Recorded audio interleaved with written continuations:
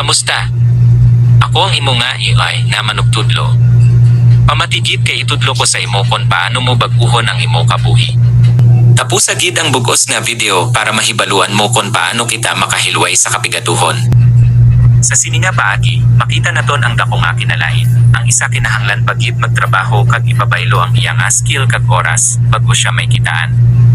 Ang isa naman ma-afford niya nga konti nga oras lang ang ilakip sa pagtrabaho dahil may ara siya investment o asset nga nagatrabaho kag nagagenerate sang kwarta sa iya hasta subok. Kalabanan sa aton padayon nga nagapati sa ideya sang job security. Amo ini ang pagpati nga ginapakita sa aton sang society nga ang makakita sang maayo nga trabaho, may dako nga sweldo, madamo nga benefits, incentive, kag iban pa. Abi nila maabot nila tanan nga ila pangandoy basta may trabaho.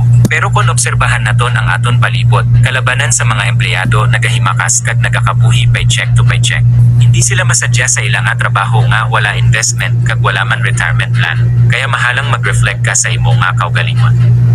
Sa baylo nga himuon mo nga goal ang magkaroon sang job security, mas maayo nga himuon mo nga goal ang magkaroon sang financial freedom. Sa baylo nga mag-focus ka sa pagbuo sang asset o investment dahil alam naton nga ang sistema sang pagtrabaho kikita ka lang sang kwarta hasta nga kaya mo pa magkilos. Kung sakaling bigla ka nga nagkasakit kag kinahanglan mo magpahuway, magahulat ka lang nga magdaloy ang imo nga income. Siling gani sang billionaire kag American investor nga si Warren Buffett, if you don't find a way to make money while you sleep, you will work until you die. Alam naton nga limitado lang ang aton na oras. Ang oras mo ang pinakamahal nga yaman nga may ara kita tanan dahil ang kwarta ko nadula. Kaya mo pa ini pangitaon, pero kon ang aton nga oras ang nadula, hindi na naton ini maibalik.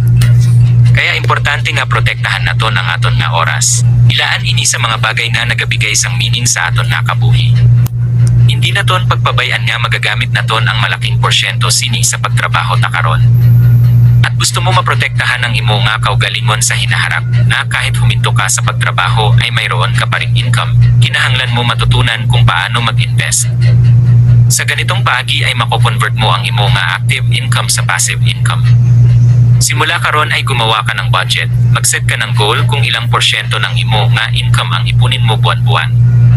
Sikapin mo nga maging consistent ka sa imo nga pag-ipon at ang gagawin mo naman sa imo nga ipon ay ilagay ini sa mga low risk investment para paglipas ng panahon ay mayroon ka ng nabuong asset at mayroon ka na ring kahamhasan para mag-invest sa mga malalaking investment. Kung may ara ka nga nabuo nga asset kag nagakita ini nga sakto para matustusan tanan nga imo nga panginahanglan, magkakaroon ka na rin sang financial freedom. Hawak mo na ang imo nga oras kag may ara ka man kwarta. Ang pag-invest mo